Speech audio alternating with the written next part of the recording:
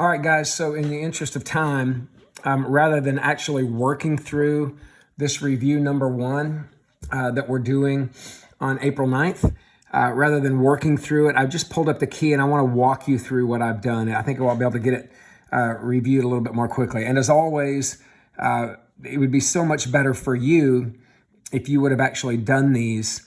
I know that my tests are going to be open notes. If you didn't know that, now you do.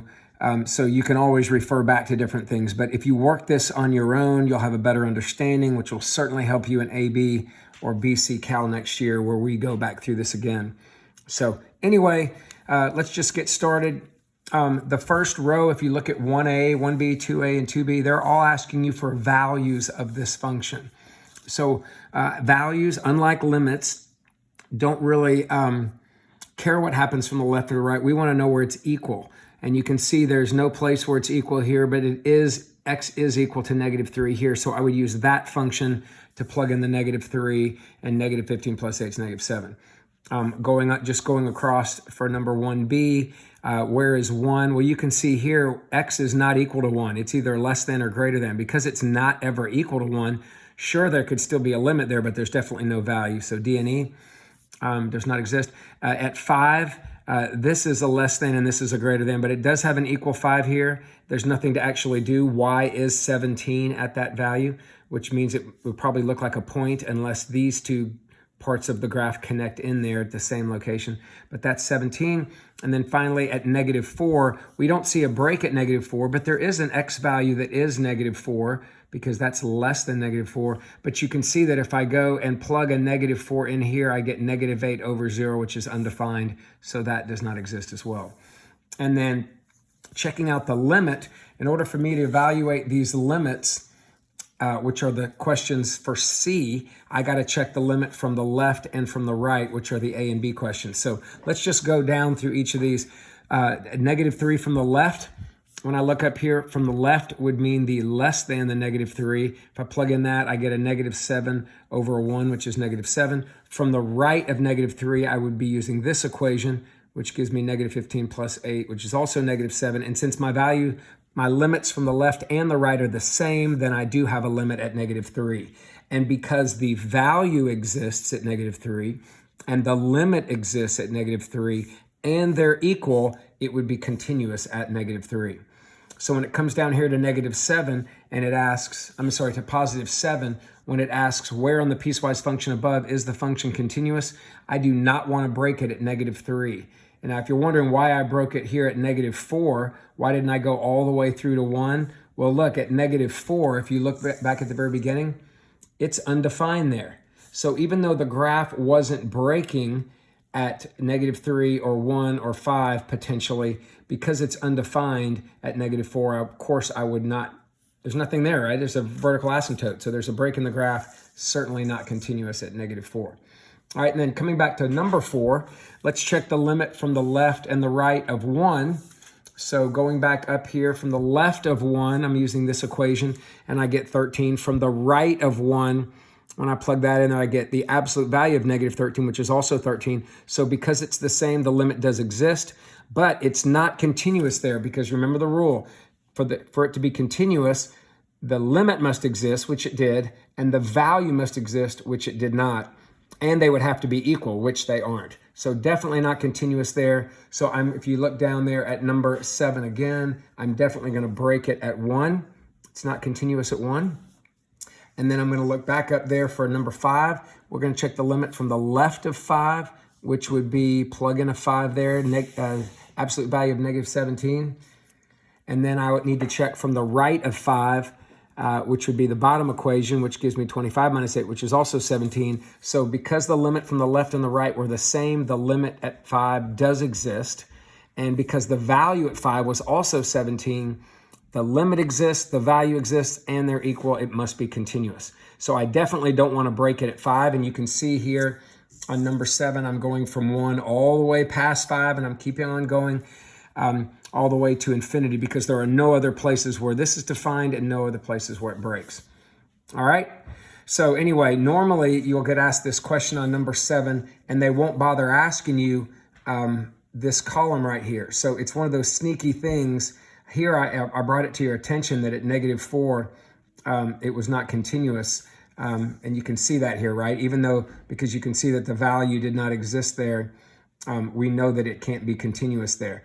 But a lot of times they won't ask you that, but they'll still ask you 7. You have to remember to go back and look through not just the domains here, but look through these original functions and see if they actually have any holes or any vertical asymptotes or any places where the graph is not defined, which you can clearly see there. And also be careful. We know, like, what if this was x minus 4?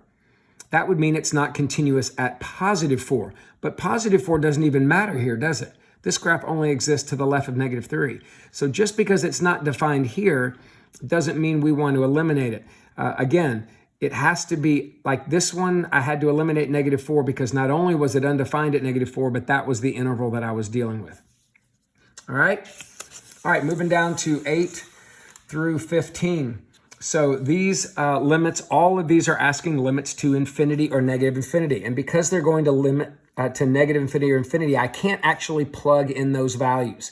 So these are all piecewise functions. So really what I'm trying to figure, these are all rational functions. So I'm trying to figure out on these, what would the end behavior look like? Do they have asymptotes? And we learned some rules in not regular pre-cal, but in the pre-cal part of this year, that on rational functions that have a higher power in the numerator than the denominator, these graphs don't have horizontal asymptotes, which means they're either going to, as you move to the right or to the left, they're going to be going up or maybe down or maybe up, down or something like that. So we need to kind of figure out what this graph is doing. Well, on these graphs that are going up and down, this highest power is controlling the behavior of the graph way more than the rest of this. So I can kind of ignore this part right here and just focus in on these two numbers. So think, if I were to plug a negative infinity in there and I cube it, I get an even, you could argue a bigger negative infinity, and then times 5, I still get negative infinity. So it's growing very fast on the top. On the bottom, however, when I square a negative infinity, I get a positive infinity times 3, which is a positive infinity, and I get a negative over a positive infinity. Now, we already know that this graph is either moving up or moving down as it goes towards negative infinity. It's going that way or that way. So really, it's about the growth rate. I know because the top is bigger, it's going towards either plus or minus, but the signs here tell me that it's negative infinity. Now, if you look over here at 9, same problem. Again, higher power here on the top, and these things don't matter right here. And if I'm going to positive infinity, this, again, does not have a horizontal asymptote, so I've got to check the direction. A positive in there and a positive in there are going to give me 2 positive infinities, but because the top one is growing faster at a faster rate, okay, than the bottom, then this is approaching a positive infinity. All right? Now, the 10, 11, 12, 13, and 14 and 15, all of these have horizontal asymptotes.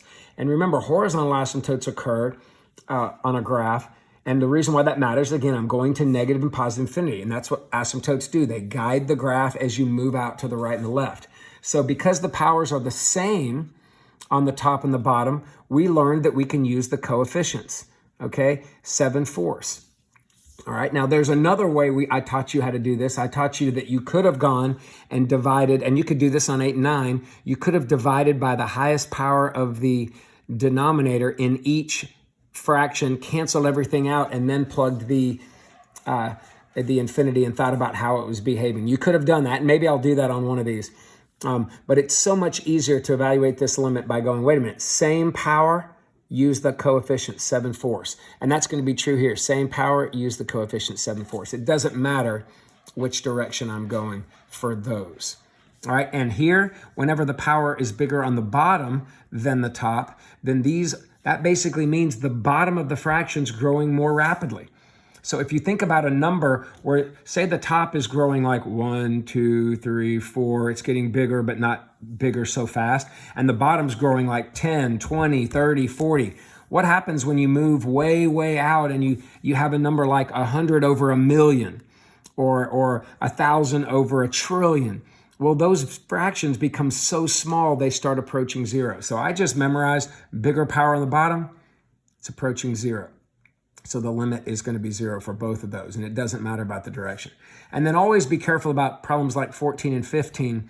The problem on 14, people get in the habit of looking at the highest powers, assuming that those are the first terms. And if you did that, you would go, oh, highest power on the bottom, it must be 0. But actually, there was another power that was cubed here. So in this case, I got to go, oh, the highest powers were the same, so -6/3 would be -2. And then here it's easy to go, oh, highest power is bigger on the bottom. But if I distributed that in, again, be careful. If I distribute that in, I really get a -3x cubed over a 4x cubed with some other stuff. And again, highest power, that's all that really matters. If those highest powers are the same, -3/4. All right? All right, moving on to, I'm gonna take the staple out of this thing. Sorry about this delay. All right, so moving on to the next page. And so the next page here, looking at number 16, these are not limits to infinity, right? These are limits to actual values. So we have rules for that. And the first thing is just plug it in and see what happens. And then from there, we can make some decisions. Okay, I'm gonna zoom in so you can see this a little bit better, actually. All right, so number 16, I plug the 3 in there and I get 13 divided by 0. Now, 13 divided by 0 can't be an answer because it's undefined, right? But that means right there that there's a vertical asymptote.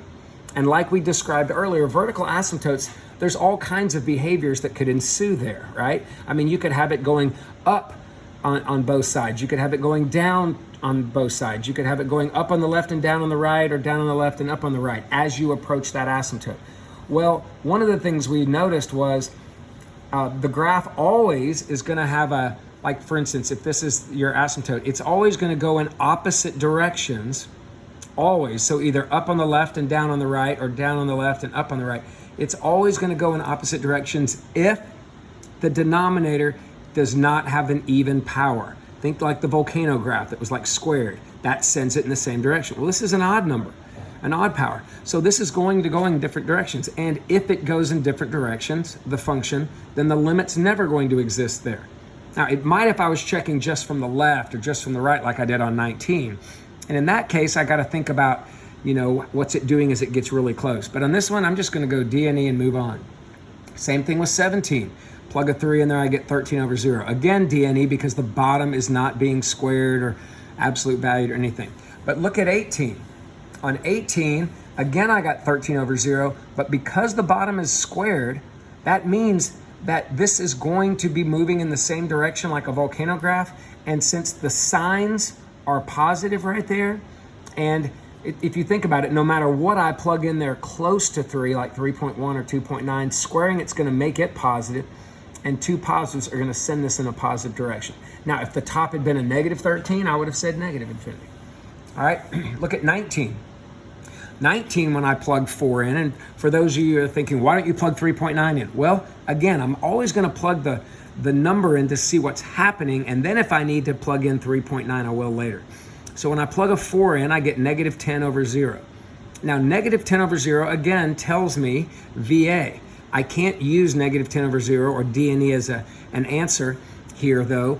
So even though the limit as x approaches 4 is D&E, I want to know what happens from the left. And because it's a VA, I know it is either going up or down. D&A is true, but not enough. I need to say infinity or negative infinity. Okay, so how do I figure that out? Well, I think, well, if I plugged a 3.9 in there, which is really close to 4, or 3.999, if I plug that in the top, it's a lot of math, but if I plugged in like a 3.99, squared it, subtracted a 5 times the 3.99, and then subtracted a 6, I'm still going to get pretty close to -10. And the key to that is it's still negative. All right, now, if I plug a 3.9 in the bottom, I'm still going to get really close to 0, but the difference is 3.9 in the bottom definitely is negative. Close to 0, but negative. This, close to -10, but still negative. So the reason why we have to check from the left side is to see whether that bottom part was negative or positive, even though I know the top part's still going to be pretty close to this. So when I found that it was negative, that tells me, wait, 2 negatives make a positive. This thing must have been going up on the left side, so must be positive infinity. All right, number 20, same thing. I plug a 4 from the right, You'll see it's the same problem. I still got negative 10 over 0. Difference is now I know that that means there's a VA. And now I go, oh, well, let's check from the right side of 4. From the right side of 4, it's like 4.1. It's still going to give me pretty close to negative 10. I am not going to plug that in my calculator. You can if you want, but we do not want to do that. All right, and you can see right here when I plug in 4 from the right, like 4.1, I get a positive number. Now it's still close to 0, but the key is it's like a positive point something. And a negative over a positive gives me a negative. And I already know that's a big negative number if it's like negative 100 if I plug in a positive 0.1 right there. And if I plugged in 3.999, it ends up being even a bigger negative number. Well, the idea is I already know there's a VA. I already know it's either infinity or negative infinity, and this confirms to me that it must be going down to negative infinity, just like this one confirmed it was going to positive infinity. All right, and then this one again, the limit says approaching 4. Look, the bottom, when I plug it in there, again, I get negative 10 over 0. It tells me there's a VA. And I'm not even going to bother checking from both sides because I don't need to. If it's not squared or absolute valued like number 24, I can just go ahead and say DNE. But since I've already checked from the left and the right on 19 and 20, I know that those aren't going in the same direction. All right, 22, the limit is approaches 3. When I plug a 3 in there into the top and the bottom, I got 0 over 0. What does that tell me? Tells me there's a hole. And when there's a hole, the rule we learned so far is to factor. So I factor the top, I factor the bottom, I cancel out that common factor. Now remember, it was the common factor that was giving me 0 over 0. Look at it. Plug a 3 in, there's a 0, there's a 0. So if I cancel out that common factor, what's left should give me insight into what the graph does. So I rewrite this. It's important that you rewrite it on an AP test and say, oh yeah, look, I'm actually taking the x plus 1 and the 4 and I'm redoing the limit, and this time I get 1. On 23, as I'm looking at that one, I plug in a negative 2 in there. Again, I get 0 over 0. So again, I factor the numerator, factor the denominator, cancel out the part that gave me the 0 over the 0 in there. And when I do that, what's left, when I retake that limit, I get negative 5 over negative 4, which is 5/4. And then number 24, when I plug a 5 in there, I get negative 6 over 0. That does tell me that this graph has a vertical asymptote, I think, at first glance. And I go, wait, if this has a VA because of that, I need to know what it's doing. But then I go, wait a second, a VA, this graph is always positive on the bottom because it's absolute value. That's the same thing that the square does, or a higher power like on number 18, what the square did to it. It made sure that the bottom was positive. Well, this one, if the top's always negative and the bottom's always positive, as I get really close to that 5, that means that this graph must be going towards negative infinity. Because again, there's a VA. I know it. VAs only go to negative or to positive infinity. It must be that. And it was asking for both sides, so it's actually doing that on both sides. I mean, it's asking you to check from both sides. But I'm not going to bother with that. I'm going to look at this and go, oh, VA, bottom's always positive, negative or positive is negative infinity. Call it a day. 25 says, if you were to graph the following function, what would the graph look like as you approach? Now, this is kind of a trick problem here because most people go, oh, well, what's going to happen as I get towards a negative 5? Well, if I plug a negative 5 in there, I get 0 over 0. And basically what a graph looks like as I approach something is a limit. So this is what I'm really doing, a limit to negative 5. Now, most people see this 0 over 0 and go, oh, there must be a hole there. But check this one out. Because that factor occurred twice on the bottom, when I cancel one of them and then redo the limit, I see the second time I get a 2 over 0. So it ended up not being a hole. I thought it was, but no. It ends up being a what? A VA.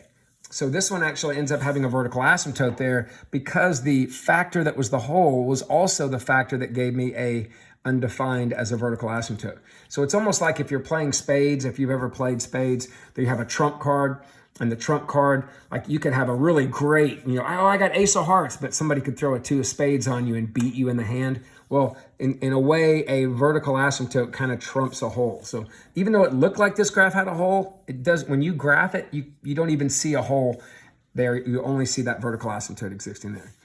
And then 26 is actually a really common AP question. I want to give you a look at that. It says find a value for the constant k. So we're trying to figure out what that constant would be. So if it was 5, you'd have like 2 times 5 or 10 there. So that the function's continuous. Now a continuous function this is a piecewise function that has 2 parts. And it kind of looks like that's a parabola and that's a line. So who's to say that does that parabola part actually connect in with the line part? I don't know. And this is even more interesting because it's not equal. So a not equal to means this graph is a parabola everywhere but at 2. So this is kind of like a way of saying x smaller than 2 and x greater than 2 for this. So everywhere but 2, it looks like a parabola, and then at 2, it looks like this. So this is actually only a point at 2. Well, I got to see, does that actual parabola have a hole in it and then a point maybe above or below the hole? I don't know. So what I do to check continuity, I go, well, the rules for continuity are the value has to exist. So if I plug a 2 in for x, I get 2k minus 10. That's the value at 2. And then the limit has to exist. So that's me plugging a 2 in there because remember, this is the same thing as the left and the right. Right? Everything but 2, the left and the right. So if I plug a 2 in there, I get 16 minus 7, which is 9. So does the limit equal the value? Well, if it does, then I got to solve for that k and c. So I set those two equal to each other and assume that they are, and I find that k value so that it will be continuous. So when I add 10 and divide by 2, I get 19 halves. All right? And then that's actually a fairly common AP question. 27, it says when you attempt to calculate a limit by direct substitution and you get 0 over 0, what does it typically look like? Well, we've talked about that already a bunch today. It typically is a hole, but we did give that example of sometimes it's not. And then do you get a value when there's a hole typically? Yes, you do get a value for the limit, all right? Now, you may not get a value for the function there because there's a hole, probably not, but you definitely get a value for the limit. Now, 28 says when you attempt to calculate a limit by substitution, and you get a number over 0, like 10 over 0 or negative 20 over 0. What does the graph look like there? Well, if that happens, you're always going to have a vertical asymptote there unless you have some weird piecewise function. And even then, you would have a vertical asymptote on that side. All right. And it says, would you get a value here? Now, a lot of people make a mistake there and they say, well, it's possible you could have negative infinity or positive infinity at that. But negative infinity and positive infinity aren't values. Remember, the very definition of those two things mean no, that the limit does not exist. It's a DNE, but it just tells you which direction it's going. So don't get sucked in by that question and say sometimes or whatever. It's a yes or no question, and the answer here is definitely no. Vertical asymptotes do not have limits at the very minimum from that side. Okay, and then 29 says the 3 rules of continuity. Remember the limit of the function, not the limit of f of c, but the limit of f of x exists as x approaches that particular c value. And if that's an a there, then say x approaches a. All right, or if it says an x value of 4, then say x approaches 4. And then the value exists. Don't tell me f of x exists. I know the function exists. It told me it did right there. I want to know if the function at that c value exists. And then finally, a equals b, basically. So the limit of the function is x approaches c equals the f of c. All right? And then those are just rules. You will definitely have to know those on AP Cal as well. Anyway, number 30, I gave you this crazy this crazy piecewise function. I'm going to zoom out a little bit here. Okay, you have this big function, and I'm asking you about is the graph continuous in the directions? Is it continuous at these places? So I'm going through a whole bunch of them. Is it continuous at -8? Well, definitely not. You can clearly see there's a break in the graph there due to the VA. Is it continuous at -6? Sure. It has a little peak there and that changes direction, but it did continue right through that location. Is it continuous at -4? Absolutely not. There's a hole. Is it continuous at x equals 0? Yes, it moved right through that point right there. E, is it continuous at 1? Of course. We call that a cusp. You'll learn about that later, maybe this year, maybe next, who knows nowadays. But definitely it moves right through there. There's no opening, no hole, no jump or whatever. At x equals 2, yes, continues right through there. At x equals 4, no, there's a break in the graph, a hole. And at x equals 6, of course, it moves right through there and on to infinity. So where is this graph continuous? Well, it's continuous everywhere except the -8, the -4, and the +4. So I need to break this at -8, -4, and +4. And unions are awesome. Remember, we do not write a union sign like that, like a capital U with a tail on it. It's just that U looking thing. And you're also allowed to put commas as well, if you would rather do that. All right, then getting some more practice on 32, A and B. These look like the same graphs, but one's going to infinity, one's going to negative infinity. It's a big deal here. Now, for those of you that are looking at this and going, what the heck? I've never seen exponential functions in there, whatever. Remember, our rules for infinity, the reason why when the power was bigger on the top, we plugged the number in there to check the sign and it was either going to be infinity or negative infinity, is because a higher power on the top grows faster than a lower power. Well, you just need to know that exponential functions of any sort, e to the x, 2 to the x, 5 to the x, as you move to infinity, they grow faster than powered variables or polynomials.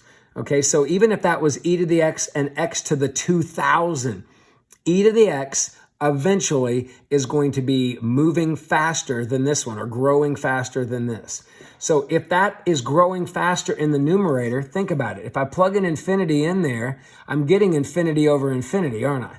But because the exponent on the top is growing faster than the bottom, this fraction is going towards infinity. Now this one's a little trickier on B. If I plug a negative infinity in there, I get e to the negative infinity over a negative infinity squared. Now, a negative infinity squared is still infinity times 5, which is a huge number. But you have to think about negative infinity. Remember, this is an exponential function. Exponential functions, as they move in a positive direction, because think about an exponential function. It's like if that was the asymptote of it, it's growing like this. So as I move to the right there, it's getting bigger. As I move to the left, it's getting smaller. Well, negative infinity is moving to the left. So e to the negative infinity is actually approaching 0 here, and 0 over a big number is 0. Now, a lot of people don't like that. They're like, I don't like that. And I'm going to get rid of this right here because I want my key to still look nice. Okay. Anyway, so right here, what I suggest you do is just plug the negative infinity in there. And then anytime you have like an e to the negative infinity, move it down to the bottom and make it an e to the positive infinity. And then it's really easy to kind of see, oh, that 2 makes that positive, and I just have nothing but a huge positive infinity here. And if the bottom of a fraction grows faster than the top, then that's approaching 0.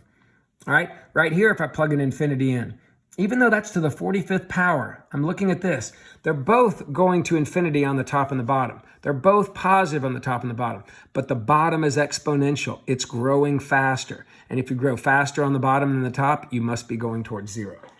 All right, here, plug a negative infinity in there. I get 7 times negative infinity to the 45th, which is definitely negative infinity.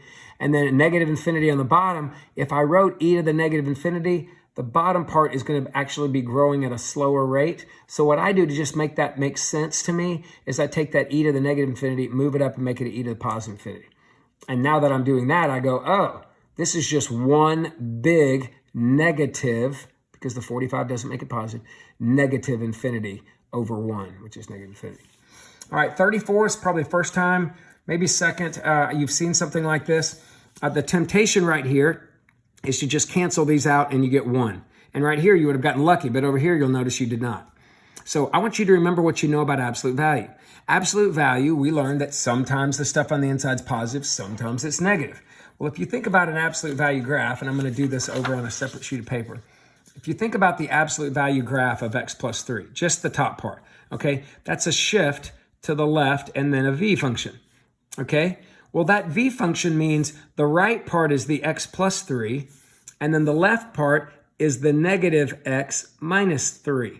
And if you think about that, think about it. Negative slope crosses at negative 3, positive slope of 1 crosses at positive 3. That's the absolute value function. Well, if I asked you to look at this and say, hey, what are you doing as you approach negative 3 from the right side? Well, here's negative 3. Well, from the right side, what graph are you using? The x plus 3.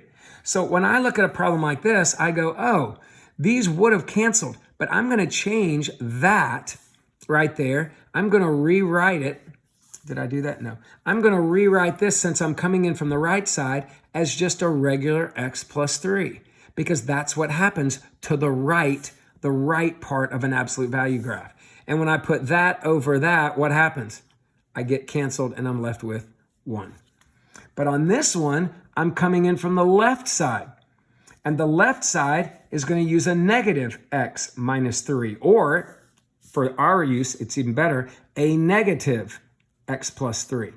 Okay? So because I'm coming in from the left side, I'm going to use the left arm of the absolute value, and I'm going to write that, put it over the x plus 3. What happens? Cancels and leaves you a negative 1. You seeing that? And you can do that on these all the time. So anytime you're coming in from the right, you're going to use just what's in the inside. Anytime you come in from the left, you're going to negate the inside. That kind of gets rid of the absolute value and then lets you simplify. And then for something like this, you can just say, oh, this is not going to exist because the left and the right side have different signs. And we've already checked that in A and in B. But if you needed to, I mean, think about it. What happens if you plug like negative 3.1 in there and there? Check it out. Negative 3.1 in the top, negative 3.1 in the bottom. What do I get? On the top, I get negative 0.1, which the absolute value makes positive. On the bottom, I get negative 0.1, and what happened? That left me a negative 1. Well, what happens? Sorry, you can't see that. Left me a negative 1. Well, what happens if I plug a negative 2.9 in? Sorry. A negative 2.9 in the top and a negative 2.9 in the bottom. Now I get what? A positive 0.1 again, but on the bottom I get a positive 0.1, which gives me a positive 1. Well, those aren't the same, are they? And if they're not the same, then the limit can't exist. So I guess you could have done that as well on problems parts A and B, but those are just some ideas there. 35 is asking you about a greatest integer function. Well, think back on what you know about the step function. The step function has a bunch of steps, and each of those steps on a step function right here, do you remember the step function? It looks kind of like this, at 1 and at 2, and it may have a shift. This one does not, but it kind of does this, right? Well, at each of the integers, that's where the graph jumps, okay? So if I ever ask you about a limit at an integer, the graph is jumping there.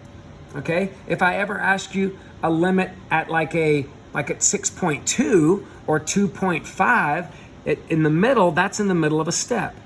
So what I do is if it asks me for a limit at an integer like on C, I'm just going to say D and E because it's jumping to the next step there. There's no way the limit's the same at 6. Just like the limit here at 3, from the left it was 2, from the right it was 3. That's not going to exist. Okay, but if I do ask you from the left and the right, just plug in a number a little bit smaller than 6 or a little bit bigger than 6. So a little smaller than 6 is like 5.9. What's the greatest integer function of 5.9? Well, remember the greatest integer function rounds down to 5.